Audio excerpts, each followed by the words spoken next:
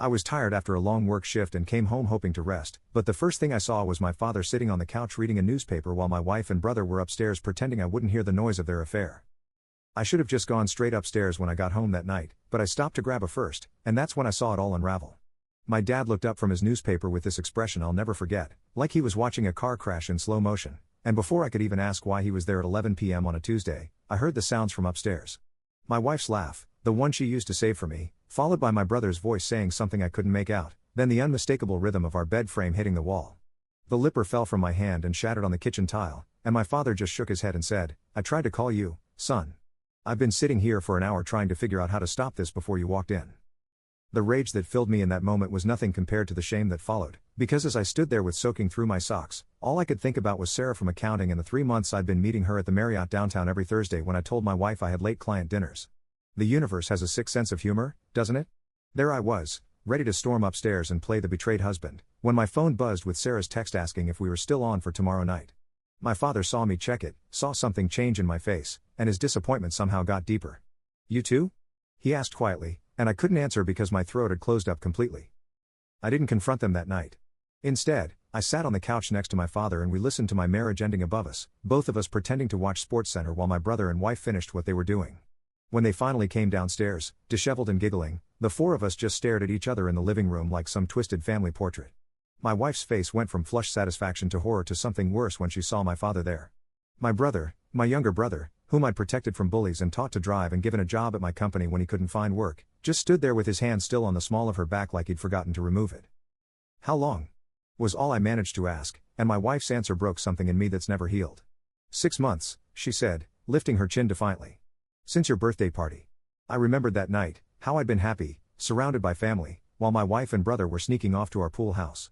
I also remembered that night because it was 2 weeks before I'd first kissed Sarah at the company holiday party, back when I thought I was the only one keeping secrets in this house. My father stood up slowly, folded his newspaper, and looked at all three of us with disgust. "I'm 73 years old, he said, "and I've never been more ashamed of my family than I am right now."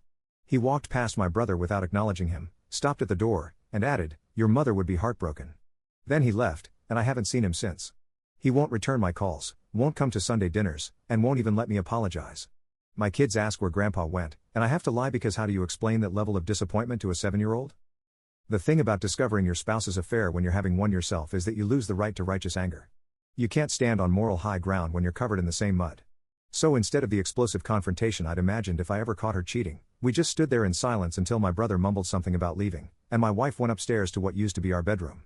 I slept on the couch that night, texting Sarah to end things while listening to my wife crying upstairs, both of us mourning the loss of who we thought we were. The divorce proceedings started 2 weeks later, and that's when I learned that my wife had known about Sarah for 2 months. She had screenshots of texts, credit card records from the hotel, even a photo her friend had taken of Sarah and me at a restaurant when we'd gotten careless. "I was going to confront you," she said during mediation, "but then your brother was there, and he was present, actually saw me, and I just wanted to feel wanted again." The mediator had to call a break when I started laughing, at the cosmic joke of it all. We'd both been so busy looking elsewhere that we'd missed the collapse happening right in front of us. My brother tried to apologize once, showed up at my office with this prepared speech about how it just happened, how they'd connected over feeling ignored by the family, how he never meant for it to go that far. I let him talk for 10 minutes before telling him that I'd been around too, that we were all cheaters in this story, that Mom's favorite saying about apples not falling far from the tree had never been more accurate. The look on his face when he realized I wasn't the victim he'd prepared to grovel to was almost worth the price of admission. "So we're all just terrible people?" he asked, and I nodded because what else was there to say? The custody battle was where things went from bad to catastrophic. My wife's lawyer, this shark in a pencil skirt who probably ate souls for breakfast, had built a devastating case around my infidelity. Every Thursday, client dinner was documented, every hotel charge highlighted, every lie catalogued with the precision of a tax audit. But when my lawyer presented evidence of her affair with my brother, including security footage from our own home showing him arriving whenever I was at work, the judge just looked tired. "You're both unfit," she said, not even trying to hide her disdain. "But the children need stability." That's how we ended up with split custody, shuttling our kids back and forth like packages neither of us wanted to sign for. Sarah disappeared from my life as quickly as she'd entered it. The day after the divorce filing became public, she requested a transfer to our Seattle office. Her goodbye was a post-it note on my desk that said this was never supposed to be real.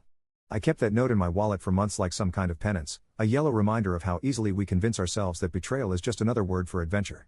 Her LinkedIn update 6 months later announced her engagement to someone from Seattle, A normal guy with a normal job who probably never met her in hotel rooms that smelled like industrial carpet cleaner and other people's secrets. The financial destruction was almost artistic in its thoroughness. Half of everything went to my wife, obviously, but that was just the beginning. The forensic accountant she hired found the separate credit card I'd used for my affair expenses, the cash withdrawals, and the business trips that were weekend getaways with Sarah. Turns out hiding an affair is expensive, and every dollar spent became ammunition in court. The house had to be sold, the vacation home liquidated, the kids' college funds restructured. My brother, in a move that still makes me want to punch walls, actually tried to buy our family home at a discount, claiming he wanted to keep it in the family. The real estate agent, who'd known us since we bought the place, just looked at him and said, "Sir, I don't think you understand what family means." My son figured it out first, kids always do. He was 9 when he asked me why Uncle Tommy didn't come around anymore and why Grandpa looked sad all the time. I gave him some sanitized version about problems, but he just stared at me with eyes that looked too old and said, "Dad, I know about the lady from your work. Mom told me you loved her more than us." The fact that my ex-wife had weaponized our children against me while hiding her affair should have made me angry, but all I felt was empty. How do you explain moral complexity to a kid who just wants to know why his family exploded? How do you tell him that sometimes love isn't enough, that sometimes it's the problem? The work situation deteriorated faster than I expected. Turns out everyone in the office knew about Sarah and me, had known for months, and the water cooler gossip was brutal. My business partner, who'd been my college roommate and best man at my wedding, called a meeting to discuss my judgment issues and their potential impact on client relationships. "It's not about morality," he said, which is what people say when it's absolutely about morality. "It's about trust. How can clients trust someone who lies to his own family?" I wanted to argue, but what was the point? He was right. The trust was broken everywhere, seeping into every relationship like water damage you can't see until the walls start rotting. My daughter stopped talking to me entirely after she found out about both affairs. She was 13, old enough to understand betrayal but young enough to see it in absolute terms. She wrote me a letter, actually handwrote it, explaining that she couldn't respect someone who would treat mom like that, even if mom had done the same thing. "You were supposed to be better," she wrote. "Dads are supposed to be better." I've read that letter probably 100 times, and each time it cuts a little deeper. She lives with her mother full-time now, and won't even come for my custody weekends. The court can mandate visitation, but it can't mandate forgiveness. The family reunion stopped happening after the Thanksgiving when everything came out. My aunt, the self-appointed family historian who organized everything, sent a group email saying maybe we should take a year off to let things settle. That was 3 years ago. My cousins picked sides, mostly my brother's, because he played the victim better than I did. He told people I drove him to it by neglecting my wife, that he was just comforting her, and things got out of hand. The fact that some people bought this narrative tells you everything about how good we are at lying to ourselves when the truth is too hard to acknowledge. The loneliness is the part nobody warns you about. Not the being alone part, that's manageable.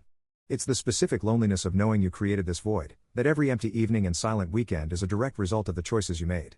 I eat dinner standing over the sink most nights because sitting at a table by myself feels like admitting something I'm not ready to admit.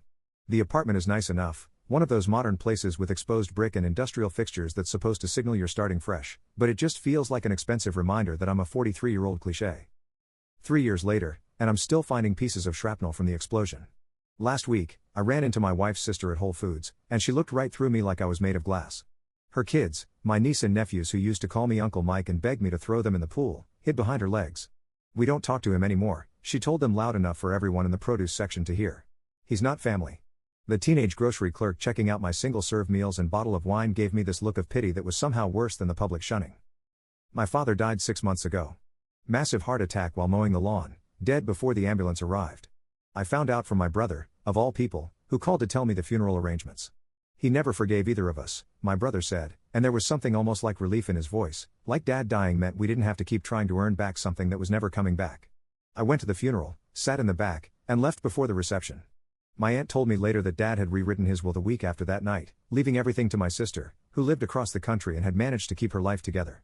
"He said you and Tommy already took your inheritance," she explained, and I knew she didn't mean money. The dating attempts have been disasters. Every woman I meet either knows my story through the suburban gossip network or figures it out quickly enough. I tried online dating until I matched with one of my ex-wife's friends who spent our entire coffee date explaining in detail what a piece of I was. "Do you know she tried to herself?" she asked, which I didn't know, and the knowledge sits in my stomach like a stone.